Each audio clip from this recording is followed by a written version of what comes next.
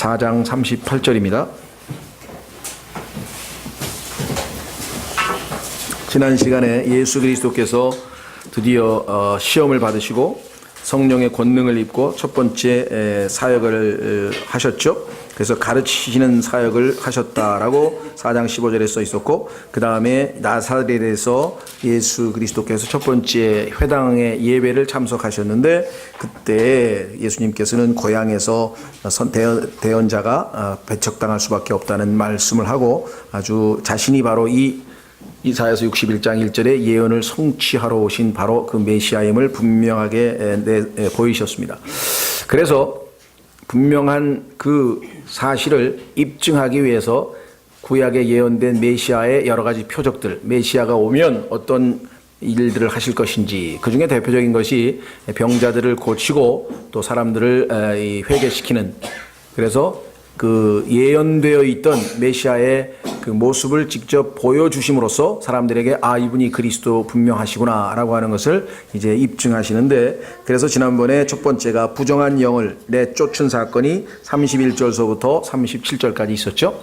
그래서 이제 거룩한 영이신 성령께서 예수 그리스도께 임하셨고, 그 성령으로 충만하셨고, 시험을 통과하셨고, 성령의 권능으로 드디어 이제 사역에 임하시는 예수님께서 오셨으니 당연히 더러운 영들은 다 쫓겨나갈 수밖에 없는 그러한 상황이 됐습니다. 그래서 오늘은 두 번째로 병자를 고치는데, 먼저 베드로의 장모부터 고치시고, 그 다음에 많은 병자들을 고치심으로써 구약에 예언되어 있던 그분이 맞다라고 하는 사실을 이스라엘 사람들에게 입증하고 계시는 장면이 나옵니다. 38절, 그분께서 일어나 나사렛 회당에서 나오사 시몬의 집으로 들어가시니라. 나중에 시몬은 베드로라고 하는 이름을 예수님으로부터 받았죠. 유대인의 이름이고, 베드로라고 하는 것은 이제 소위 말하면 이 헬라어로 헬라어로 된 이름이죠. 시몬의 집에 들어가시니라. 시몬의 아내의 어머니가 중한 열병에 걸렸으므로 그랬네요. 그러니까 시몬이 아내가 있었다는 것은 명백하죠. 따라서 로마 교황청이 초대 교황으로 베드로를 억지로 가져다가 붙였는데, 초대 교황은 결혼한 사람이었다는 것이 또 참으로 그들에게는 역사적으로 아이러니죠. 왜냐하면 그들은 교황이 되려면 반드시 주교는 결혼해서는 안 된 걸로 해서 소위 말하면 교리를 그렇게 정했는데, 실제로 성경과 얼마나 모순됐는지를 우리가 알 수가 있고요. 자, 그래서 이 시몬의 아내의 어머니가 중한 열병에 걸렸으므로 그들이 그녀를 위하여 그분께 간청하매, 그분께서 서서 그녀를 내려다 보시고 열병을 꾸짖으시니 병이 그녀에게서 떠나고 즉시 그녀가 일어나 그들을 섬기더라. 얼핏 보면 병을 낫게 하셨는데 방법이 좀 우리가 생각한 거하고는 다르죠. 뭐 손을 얹거나 기도하신 게 아니라 꾸짖었다. 열병을. 그럼 열병이 무슨 인격체인가요? 열병 속에 숨겨져 있는 그 어떤 인격체, 그게 부정한 악한 영 또는 사탄, 누가 됐든지 뭔진 모르지만 그 뒤에 숨겨져 있는 그 누군가가 있다는 것을 암시하고 있죠. 바다를 잔잔하게 할 때도 파도가 칠 때 파도를 꾸짖었어요. 그러면 파도가 전능하신 하나님이시니까 파도가 다 알아들었나 보다 이렇게 생각할 게 아니라, 그 파도를 뒤에서 주관하고 있는 악한 영에 대한, 인격체에 대한 이 명령이시죠. 우리는 안 보이지만 예수님은 다 보이잖아요. 지금 예수님을 믿지 않는 사람들 속에서 역사하고 있는 불순종하는 자들 안에 역사하는 영이 있다고 에베소서에서 말씀하고 있는 걸 봐서는 당연히 보이지 않는 영이 성령의 역사를 저항하고 있다는 사실을 우리가 짐작해 볼 수가 있겠죠. 자, 그래서 여기 보시면 인격체라는 사실을 우리가 숨겨져 있는 자에 대해서 언급을 해야 되겠고요. 그래서 떠났다 그랬습니다. 알아듣고 두려운 분이 왔으니까 겁이 나니까 떠나버렸죠. 그 다음에 놀라운 사실은 주님으로부터 치유함을 받은 사람, 고침을 받은 사람, 이것이 이런 육체적인 질병이든 영적인 치유든 인격의 치유든 성격의 치유든 그 무엇이 됐든 간에 그들은 반드시 그 열매로서 주님을 섬기는 자가 됩니다. 그래서 그녀가 일어나 그들을, 물론 주님을 섬긴 것이 아니라 여기서는 다른 사람들을 섬겼죠. 다른 사람들을 섬기는 것이 곧 주님을 섬기는 것임을 우리는 성경을 통해서 알 수가 있습니다. 자, 여기 보시면 사람들이 여기서 열병을 꾸짖으니까 소위 말하는 은사주의자들이 이것을 흉내를 냅니다. 그래서 예수 이름으로 명하노니 마귀야 나가라 뭐 이러면서 막 흉내를 내는데 그래가지고 나간 마귀는 없습니다. 이건 아주 잘못된 흉내를 내는 것이고요. 오히려 마귀가 우는 사자들처럼 삼킬 자를 찾으러 돌아다니고 멀쩡하게 지금 역사하고 있어서 특별히 성경에 보니까 이 시대에는 마귀의 역사는 과거처럼 무슨 뭐 입에 거품을 물는다든가 무슨 뭐 쓰러뜨린다든가 이런 것이 아니라 속이는 역할, 즉 십자가에서 마귀는 이빨 빠진 사자입니다. 사자는 사자인데 지금 이빨 빠진 사자인데 겉으로는 사자의 모습을 하고 있기 때문에 사람들을 얼마든지 속일 수가 있어요. 성경에 보니까 마귀는 지금 속이는데 뭘로 속이는가?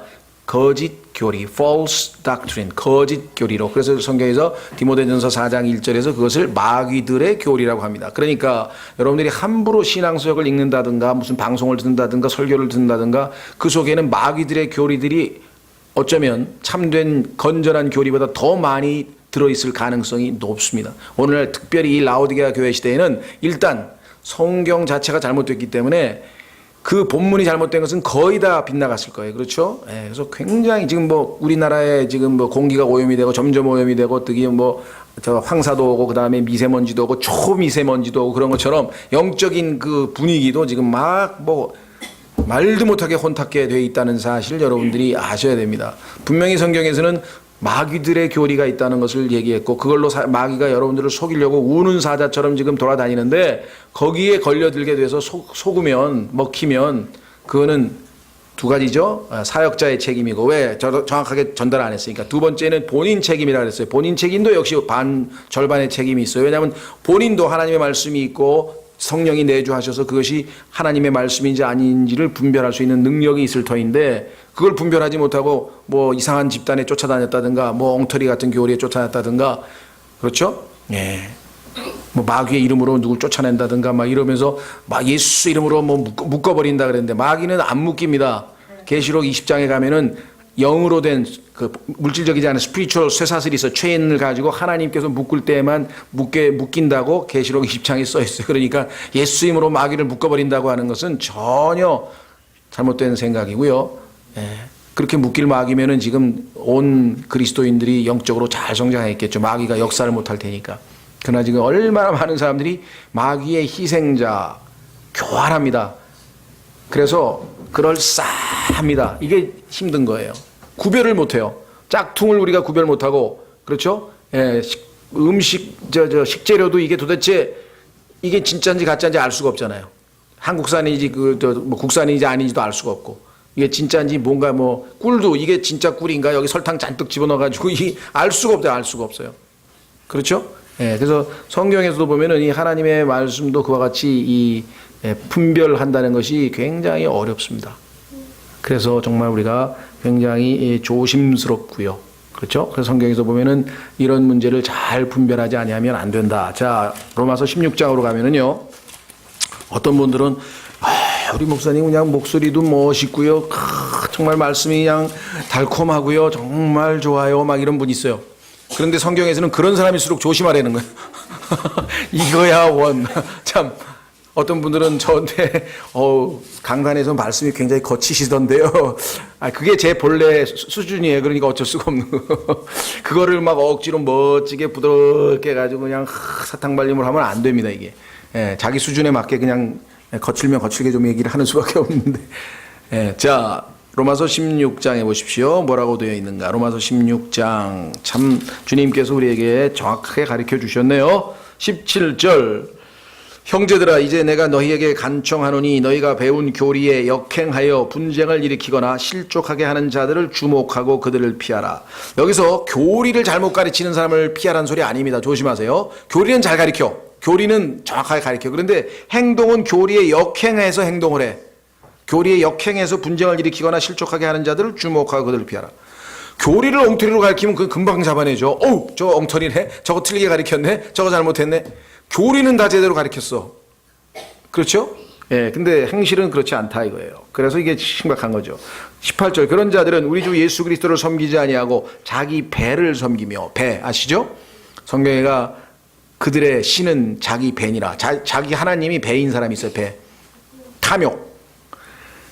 좋은 말과 빼어난 말솜씨로 순진한 자들의 마음을 속이느니라. 이게 지금 심각한 얘기예요. 좋은 말이야. good words. 나쁜 말이면 그 다음에 fair speeches. 아주 표현도 멋지게 했네요. 빼어난 말솜씨. 좋은 말과 빼어난 말솜씨로. 그랬죠? 예, 여기 보면은 the simple. 이거 순진한 자라고 번역했는데요. 사실은 있는 그대로 하면은요. 단순한 자예요. 단순한 자.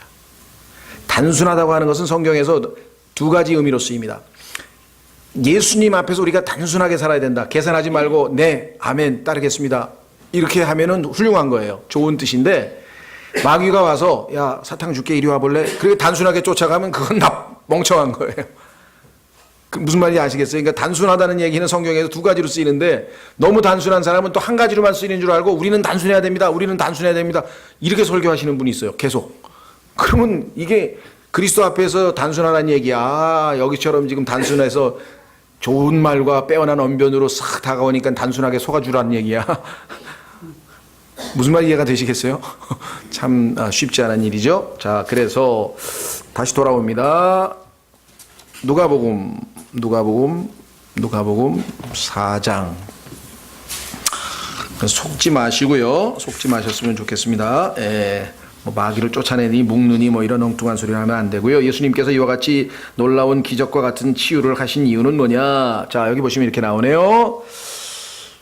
40절. 이제 해질 무렵에 갖가지 질병으로 앓는 자들을 둔 모든 자들이 그들을 그분께 데려오니 그분께서 그들에게 각각 안수하사 그들을 고치시니라. 1대1로 다 안수해서 한 번의 실패도 없이 100% 안수만 하면 뭐 기도했다는 말도 없어. 손만 얹으면 바로바로 다 치유받았죠. 그런데 요즘 가짜 은사주의자들은 손을 얹고 뭐 방언을 했다, 기도를 했다, 뭐 등을 두드렸다, 북을 쳤다, 뭐 난리를 치더니 안 고쳐지면은 믿음이 없어, 가서 회개해, 뭐 이런다고. 완전 사기꾼이죠. 무슨 말 아시겠어요? 성경에서 말씀하시는 그런 치유의 은사가 있으면요, 앉으면 그냥 바로바로 나아요. 그러면 중환자실에 가서 지금 그거 하고 있어야 돼. 손만 얹으면 쫙쫙쫙쫙쫙. 지금은 전혀 그런 시대가 아니라는 것이 입증되잖아요. 그렇죠? 초대교회 끝났을 때 바울의 에이프론, 앞치마만 만져도 병이 다 떠났을 정도로 능력이 있다가 나중에 되니까 디모데도 위장병이 걸리고 또 동료들도 배가 뭐 어디 아프고 본인도 아파가지고 사탄의 가시가 몸에 붙어 있다 그러고 고통스럽고. 즉 예수 그리스도께서 왔을 때 그러한 예수님이 기적을 행하실 수 있는 하나님이라고 하는 메시아라는 사실이 충분히 입증됐고 부활로서 완전히 입증됐기 때문에 더 이상 그렇게 입증할 이유가 없어요. 더 이상. 그래서 그런 거는 이제 마귀가 속이는 거예요. 왜? 이 사람들이 잘 모르니까 하면은 예수님이 역사하신 것처럼 마귀가 예수님을처럼 싹 속여가지고 사람들을 병만 고치면 그게 예수님 믿는 것처럼 착각하게 만드는 무서운 속임수입니다. 계시록에도 마귀가 오면은 틀림없이 그런 짓을 할 것이라고 아예 아주 정확하게 기록되어 있어요.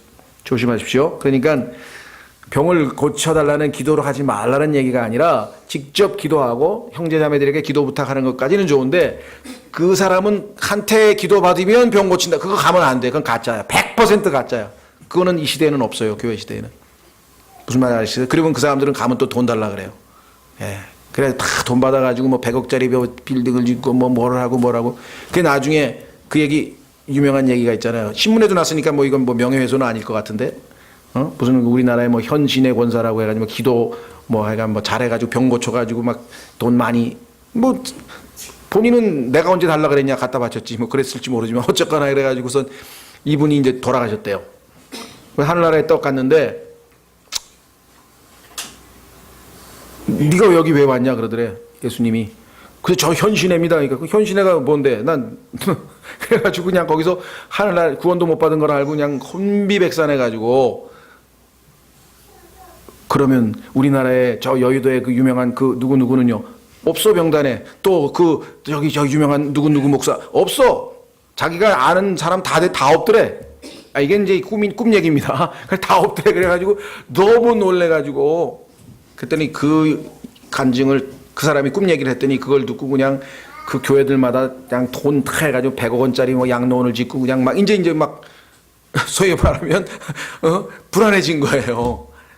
그래서 이게 그냥 일반 신문에 그냥 얼마나 기독교가 기복신앙의 미개한 종교인지가 만천하에 드러나서 그냥 신문에 다 일간지에 공개가 된 얘기입니다. 이게 지금 얼마나 빗나갔는지 우리가 성경하고는 완전히 다른 모습으로 우리가 지금 알려져 있다는 거 심히 안타까운 일이죠. 자, 그러나 내가 죽을 병에 걸렸는데 인간의 힘으로는 도저히 못 고친다. 기도해야 됩니다. 그 기도 안 하는 건 잘못이죠. 기도해야 되고요. 형제자매들의 기도 부탁도 해야 되고요. 당연히 기도하고 주님의 뜻이면 기도해서 응답받을 수 있습니다. 그러나 어떤 사람에게 가서 힐링, 디바인 힐링은 있지만 디바인 힐러한테 가면 큰일 나는 거예요. 이건 가짜예요. 조심하셔야 돼요. 자, 다시 돌아옵니다. 그래서 이렇게 41절 마귀들도 많은 사람에게서 떠나며 소리질러 이르되 당신은 하나님의 아들 그리스도시니이다 하매. 자, 그래서 하나님의 아들 그리스도라고 예수님에게 그냥 입으로만 고백한다고 해서 구원받는 게 아닙니다. 마귀들도 다 얘기합니다. 이거 회개하고 예수님을 내 죄 때문에 십자가에서 죄값을 치르신 주님으로, 그러니까 예수님께서 어떻게 됐습니까? 내 죄 때문에 죽으시고 장사되시고 내 죄가 나를 의롭다고 칭하기 위해서, 칭의를 위해서 부활하신 분을 주권자로 영접할 때 구원받는 거지, 주는 그리스도요 당신의 무슨 뭐 여기 나와 있는 것처럼 이렇게 고백한다고 해서 다 구원받는 게 아니라는 사실 아시겠죠? 마귀도 고백했잖아요. 하매 그분께서 그들을 꾸짖으사 그들이 말하는 것을 허락하지 아니하시니 아직 때가 아니야. 내가 십자가로 가야 될 일인데 십자가를 지고 가야 되는 네가 지금 나에게 사람들에게 와 메시아 오셨다고 뭐 이래서 인기를 좀 얻게 하려고 하느냐 이거죠. 아니라 이 말이에요. 이는 그분께서 그리스도인 줄 그들이 알았기 때문이더라. 날이 밝음에 그분께서 떠나서 외딴 곳으로 가시니, 예수님은 항상 그러셨어요. 사람들이 예수님을 드높여가지고 와 스타로 만들려고 하면 숨어버리고, 스타로 만들려고 하면 숨어버리고, 오늘 하여간 뭐 어디서 인터넷에서 봤나, 하여간 보니까 미국에서 지금 최고의 스포츠 인기 스타, 최고 스타가 킹 제임스래요. 근데 깜짝 놀라가지고 킹 제임스 하고 갔더니 르브론 제임스가 킹이래. 그래가지고 그 무슨 NBA 스포츠 농구 잘하는 사람이 이름이 제임스래. 르브론 제임스. 그래가지고 걔가 킹이라는 거야. 그래서 깜짝 놀라네. 난 또 왜 미국에서 지금 킹 제임스 성경이 다시 무슨 부활했나? 너무 놀래버렸어요. 그러니까 재미있는 얘기가 그렇게 나. 어쨌거나 여기 보니까 날이 밝음에 그분께서 떠나서 외딴 곳으로 가시니 사람들이 그분을 찾다가, 보세요, 늘 피합니다. 사람들이 스타 만드는 거 여러분들 대단하십니다. 그럴 때 조심하셔야 돼요. 섰다 하면 넘어지고요. 여기에 걸려 넘어진 사람들이 뭐 구원파 지금 뭐 신문에 막 나가가지고 뭐 잡혀가네 만에 한 세모 뭐 회장 전 회장 뭐 이런 다 사람들이 스타 만들어가지고 마귀에게 다 걸려서 꼬꾸라진 사람들이에요. 그분을 붙들어 그들이 그분을 찾다가 그분께 와서 그분을 붙들어 그분이 자기들을 떠나지 못하게 하매. 예수님을 붙들어 놓은 게 장땡이 아니고요. 죄송합니다. 장땡이란 말을 써. 그게 다가 아니고 중요한 건 뭐냐. 그분께서 그들에게 이르시되 내가 반드시 다른 도시들에도 하나님의 왕국을 선포하리니, 너희하고 함께 있는 게 중요한 게 아니라 구원받지 못한 사람들이 지금 얼마나 많으냐 이거죠. 우리도 영적으로 교훈을 얻을 수 있죠. 우리끼리만 모여가지고 으쌰 교제만 하고 으쌰 교제만 하면 어떡하냐 이게. 흩어져서 복음을 전해서 죄인들을 주님께로 인도해야 되지 않느냐 그 말이겠죠. 이런 까닭으로 내가 보내어졌느니라. 다른 도시들 여러 곳 아직 복음을 모르는 사람들에게 복음을 전하는 것이 하나님께서 우리에게 맡기신 바 된 사명이다 하시고 갈릴리의 회당들에서 선포하시니라. 예수님의 핵심 사역은 preach, 선포, 말씀을 선포하는 겁니다. 꼭 예수님의 죽으심과 그 다음에 부활하심 또 장사 지내심 이 복음만이 아니라 처음에 하나님께서 하늘과 땅을 창조하시니라 이 말도 선포하는 거예요. 그러면 진화론자들이 그 말씀에 콱 망치처럼 내리박혀가지고요. 뭐라고? 그러면 진화가 안 되고 이게 지금 하나님이 창조했단 말이야?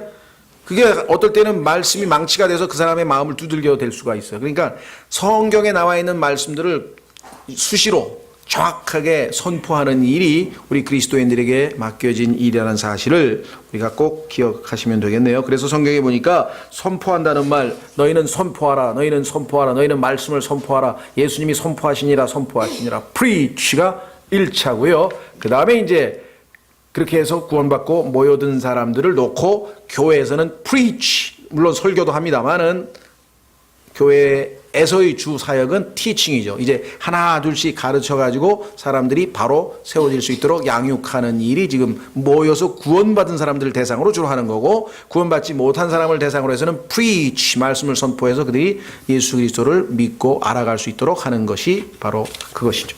자, 그 다음에 드디어 이제 우리는 5장으로 넘어갑니다. 예수님께서 이제 두 가지 마귀들을 쫓아내고 질병을 고침으로써 구약에 예정되어 있던, 구약에 예언되어 있던 바로 그 메시아라는 것을 사람들에게 증거로 제시했어요. 그러면 이제 본격적으로 이 메시아를 알리는 작업을 해야 되는데, 그러기 위해서는 제자들을 불러서 사람들을 보내야 합니다. 이걸 사도라 그러죠. 보내심을 받은 자들, 이게 사도인데요. 이 사도들을 이제 부르시는 장면이 나오네요. 첫째, 5장 1절, 사람들이 그분께 몰려와 하나님의 말씀을 드리려 할 때, 야, 이분의 입에서 나오는 것이 하나님의 말씀이구나 하고 찾으러 왔습니다. 그분께서는 게네사렛 호숫가에 서서 배 두 척이, 이 게네사렛, 갈릴리, 그 다음에 디베랴, 이 똑같은 바다인데요. 바다라기보다는 호수죠. 호수인데 바다만큼 커요. 굉장히 커요. 그래서 갈릴리 바다라고도 불렀다가, 게네사렛 호수라고 불렀다가, 티베리아 바다라고 불렀다가, 디베리아 호수라고도 불렀다가, 그러니까 똑같은 그것을 놓고 다양한 명칭이 있다는 것을 기억하시면 좋겠네요. 배 두 척이 호숫가에 세워져 있는 것을 보시니라. 그러나 어부들은 배에서 나와 자기들의 그물들을 씻더라. 그분께서 그 배들 중 하나에 오르셨는데 그것은 시몬의 배더라. 주님의 의도가 엿보이죠? 베드로를 불러야 되겠는데 베드로의 주의를 환기시키기 위해서, 베드로와 인연을 맺기 위해서는 베드로의 배에 올라가셔야 되겠다고 생각을 하셨겠죠. 그분께서 그가 물에서 조금 나갈 것을 그에게 청하시고 앉으사, 베드로에게 네 배를 조금 노를 저어서 사람들에게 내가 프리칭을 좀 하려고 하니까 조금 이렇게, 그러면은 호숫가에 앉아있는 저쪽을 향해서 하면은 일종의 그 에코시스템이, 이 바다의 그 표면이 반사가, 이 소리를 뭐라 그러나요? 이게 울림 현상과 더불어서 반사가 돼서 수많은 사람들에게 쫙, 그러니까 뭐라 그러나요? 저 뒤에 있는 이거 뭐라 그러지? 이거 스피커 역할을 하는 거예요. 자연적으로. 그렇죠? 물을 통해서. 그래서 한 10m쯤 떨어져서 뒤에 가서 꽝 하고 울리면서 쫙 펴지게, 뭐 하나님이시니까 뭐 그 시스템은 뭐 훨씬 더 잘 아셨겠죠. 어쨌거나 이건, 그래서 조금 나갈 것을 조금 뒤로 물러라 그에게 청하시고, 그 다음에 배에서 떡 앉으사 배에서 사람들을 가르치시더니, 자, 여기서는 이제 티칭을 하셨네요. 예수님의 핵심 사역 preaching, teaching, 교회에서의 핵심 사역 preaching, teaching, 목사와 교사의 은사가 가진 사람이 하는 것이죠. 자, 그래서 가르치시더니 이제 말씀을 그치시고 시몬에게 이르시되, 자, 다 강의가 끝났어요. 그 다음에 이제 목적은, 강의도 강의지만 시몬을 사람 낚는 어부로 쓰겠다라고 하는 것이 지금 이제 주 목적이다 보니, 깊은 데로 가서 너희 그물들에서 들자에다 초점을 잘 맞추셔야 됩니다. 그물들을 내려 한 번 끌어당기라 하시매, 시몬이 응답하여 그분께 이르되, 선생님이여, 우리가 밤새도록 수고하였어도 아무것도 잡지 못하였으나, 선생님, 제가 갈릴리 바다에서 한 30년 고기를 잡은 사람인데, 여기서는 낮에 멀리 깊은 데 가서 고기 잡는 시스템이 아니고, 여기서는 밤에 낮은 곳에 고기들이 쫙 옵니다. 제가 지금 30년을 고기 잡았는데 그걸 모르겠습니까? 근데 지금 밤새 잡았는데 오늘은 없어요. 오늘은 없다니까요.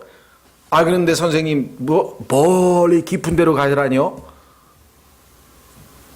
이 갈릴리를 잘 모르시나 본데, 예수님은 뭐예요? 갈릴리를 만든 사람이 누군데, 뭘 속으로 그렇게 생각하셨는지 잘 모르겠습니다만은, 이게 지금 우리에게 주시는 교훈이죠. 그렇죠? 여러분 어떠세요? 네, 저도 제가 잘 못하는 걸 때는 기도해요. 하나님, 이거 못합니다, 도와주세요. 이거 못합니다, 도와주세요. 근데 잘하는 거 할 때 기도 안 해. 번역할 때 딱 갖다 놓고 딱 쫙쫙쫙 번역하지, 주여 저는 번역을 못합니다, 도와주십시오, 이거 안 하거든요.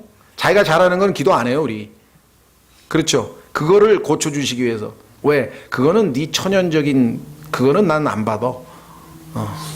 대부분 자기가 잘하는 분야에서 무릎 꿇고 기도하는 사람 별로 없습니다.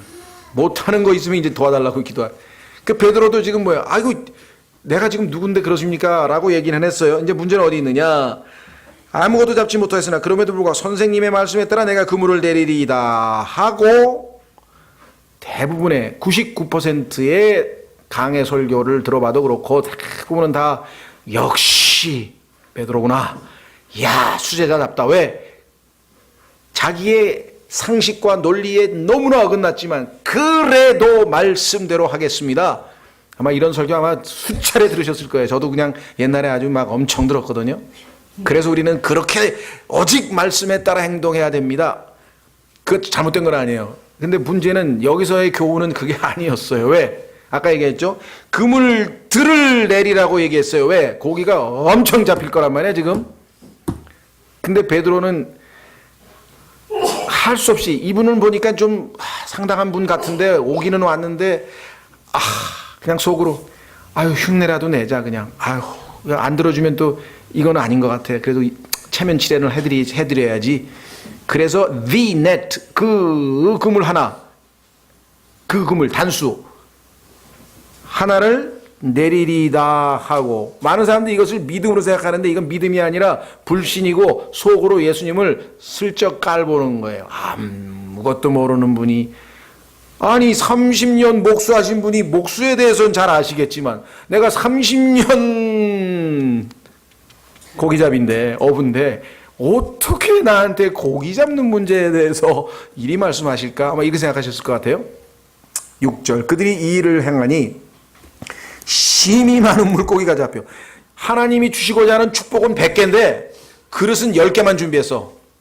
이런 사람들 많아요. 구약에도 보면은 하나님께서 엘리사인가요? 보내가지고 막대기 주고 꺾으라 이가 부러뜨리라 이게. 왜? 시리아를 하나님께서 그 부러뜨리는 만큼 이스라엘이 칠 것이다. 3번 부러뜨리더니 그만 부러뜨렸어. 그러니까 그냥 대언자가 더 많이 부러뜨리셨어야 되는데 왜 그랬습니까? 그래서 결국은 3번 쫓아내고 먹혔어요. 시리아에게. 우리가 하나님 이 부분적 부분적 순종은 불순종이에요. 부분적 순종은 불순종이에요. 결국은 4번째는 망해버렸잖아요. 여기도 지금 보세요. 축복을 엄청난 물고기를 줬는데 그걸 다 걷었습니까? 못 걷었어요. 왜? 그물이 찢어져 버렸어요. 파괴적인 결과가 나왔어요. 디스트럭티브한 게 나왔다고요. 고기 다 나가버렸어요. 물 찢어진 그물로. 그들이 다른 배에 있던 동료들에게 손짓하여 그들이 와서 자기들을 도와주기를 바라니 그들이 와서 2배의 채움에 그 다음에 어떻게 했어요? 2배에 채워갖고 되겠어요? 그물들을, 거기에 그물들이 몇 개 있었어요. 제자들이 적어도 7명이 있었는데 7개의 배가 7개의 그물을 동시에 내렸으면은 너 여유있게 다 만선이요 하고 왔을 텐데 와봐야 배까지 가라앉아 이제. 삶의 터전인 자기 배가 가라앉아 버렸어. 여러분들 이 메시지 이해가 되세요? 상황이? 역시 참 그 존 필립스라든가 제임스 낙스라든가 피터 라코만이라든가 이게 성경을 많이 읽는 사람들은 이걸 예리하게 net 주님께 부분적인 순종은 불순종이 되어서 파괴적인 결과를 가져오니 조심하십시오. 이렇게 딱 나와 있더라고요. 그렇죠? 자, 그래서 가라앉으려 하더라. 시몬 베드로가 그것을 보고 그 순간 어떻게 했어요? 내가 불신으로 인해 죄를 지었구나. 그대로 믿고 그물들을 다 내렸어야 했는데 하는 순간 벌써 딱 알았어요. 그래서 엎드렸죠. 죄인이라고. 주님께서는 처음에 이렇게 겸손하게 낮춰서 자신의 모습을 철저하게 알게 하신 다음에 이제 쓰시기 시작하는 거죠. 주님의 계산된 전략도 숨어 있다고 보게 됩니다. 그들이 다른 배에 있던 동료에게 손짓하여 그들이 와서 자기들을 도와주기를 바라니 그들이 와서 2배에 채움에 그들이 배가 가라앉으려 하더라. 시몬 베드로가 그것을 보고 예수님의 무릎 앞에 엎드려 이르되 오 주여 내게서 떠나소서. 나 같은 죄인하고 같이 있으실 분이 아닌 것 같습니다. 나는 죄 많은 사람이니이다 하니. 주님은 이 고백을 은근히 기다리고 계셨죠. 그렇죠? 욥도 결국은 하나님 앞에서 이것을 기다리고 있었죠. 그러니까 놀랍습니다. 성령으로 충만해서 하나님께 가까이 간 사람들은 죄의식을 엄청 느끼는 거예요. 왜? 거룩하신 분이 가까이 갔으니까 자기는 거룩지 않다는 걸 알아요. 거울에 가까이 갈수록 자기가 더럽다는 걸 아는 거죠. 하나님의 말씀에 이 역설적인 것이에요. 우리가 생각할 때는. 그래서 마음이 너무 괴롭고 내가 나 같은 죄인이 이렇게 하나님 앞에 은혜를 받아도 되나? 막 이 상태가 하나님께서 제일 가까이 계신 상태라니까 이게. 어깨에 힘이 들어가고 야, 이 정도면 신앙생활 잘하는구나. 이게 역으로 마음이 교만해진 상태예요. 희한하죠. 자, 그래서 바울이 뭐라 그랬어요? 가장 성숙했을 때 바울이 나는 죄인의 우두머리입니다. 아니 바울이 지금 내일 모레 순교당할 정도면 이게 평생 이렇게 성숙한 사람인데 어떻게 그런 고백을 했지? 마찬가지로 베드로도 마찬가지예요. 베드로 전서에서는 나 사도 베드로는 너에게 편지하노라 하면서 아주 베드로 후서에 가서는요 한참 지나고 보니까 자기가 한심스러워해. 베드로 전서 써놓고 그 다음에 죄 많이 졌어. 이게 뭐야 나는. 그래가지고 다시 나 시몬 베드로는 그리스도의 종부터, 사도는 나중에 그리스도의 종 시몬 베드로. 나는 아직 시몬이야. 아담의 본성을 그대로 지니고 있는 사람이야 나는. 그렇죠? 야곱도 마찬가지. 하나님께서 그렇게 은혜를 주어서 드디어 이제 너는 이스라엘이다. 더 이상 야곱 남의 것을 빼앗는 도둑놈, 소위 말하면 직역을 하면 남의 걸 빼앗는 찬탈자가 아니라 형껏 빼앗아가는 그런 못된 아주 아담의 본성을 지닌 그러한 악한 자가 아니라 너는 이제 하나님의 왕자다. 이스라엘 하나님의 왕자라고 이름을 바꿔줬는데 그 이후에 야곱의 인생에서 하나님께서 이스라엘이라고 부른 거는 40%밖에 안 돼요. 성경에 보니까 수시로 야곱이라고 불러. 왜? 야곱의 모습을 하고 있으니까. 여러분 어떠세요? 점점 주님께 가까이 갈수록요 하나님과 나의 모습이 너무 대비가 되는 게, 멀리 있으면 괜찮은 것 같아. 멀리 있으면 그렇죠? 가까이 가면 갈수록 멀리 있으면 괜찮은 것 같아요. 저도 가까이 가면 주름이 그냥 자글자글.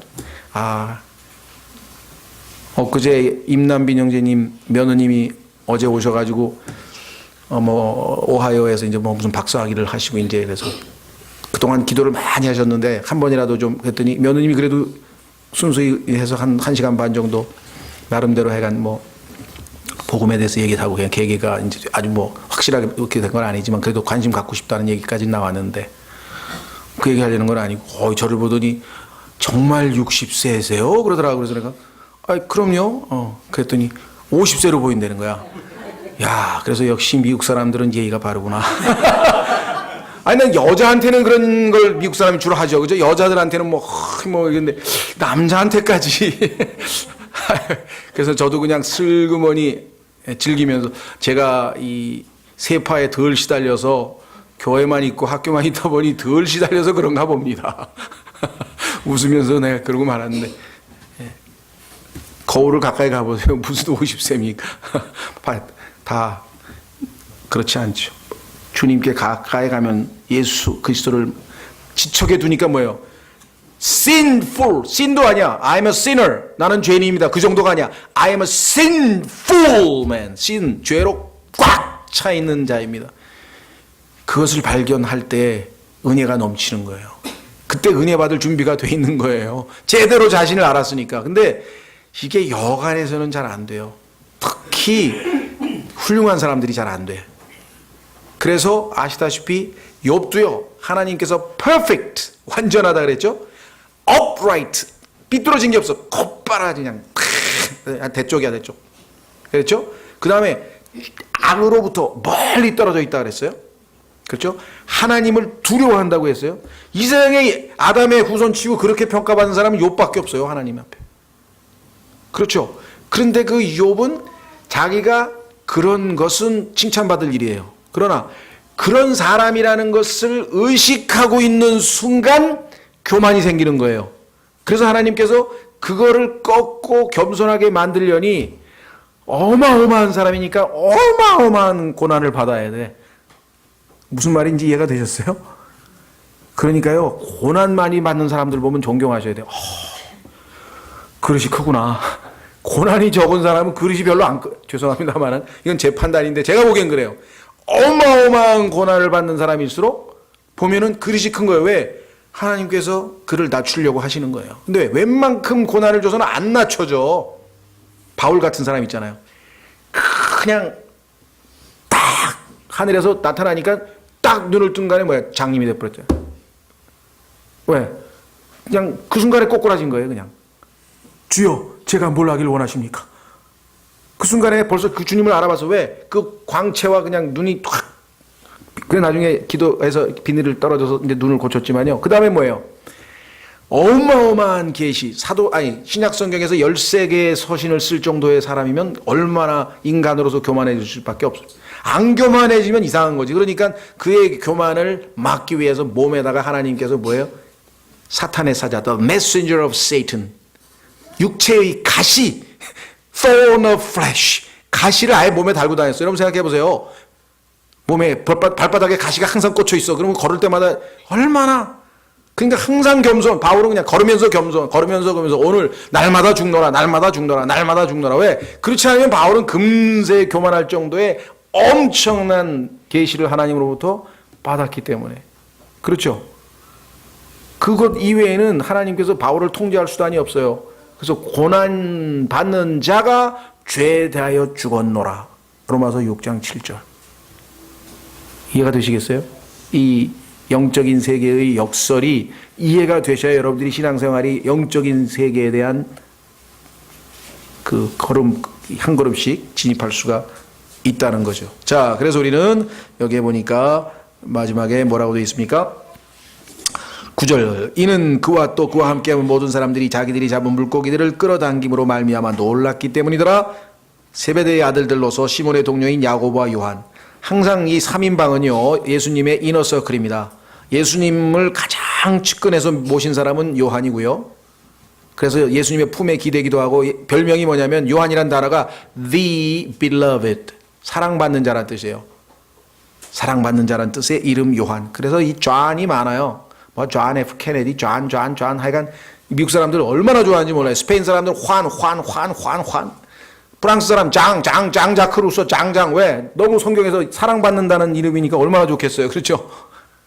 예, 뭐 이태리도 뭐 어딜 가도 전부 다 이 장이야, 장. 장자 들어가면 전부 다 장, 환, 뭐 그게 다 이 이름이에요.